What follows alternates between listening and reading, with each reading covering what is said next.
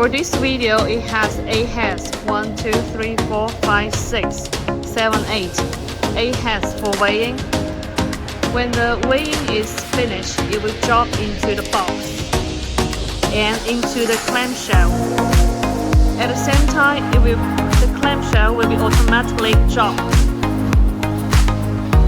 Drop the clamshell and convey the clamshell to the specific position. This section will be off and drop into the box, and then it will go through the conveyor. The first section is close the clamshell, and then it will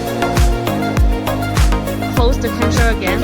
It depends on the packaging type of the shell, and then finish the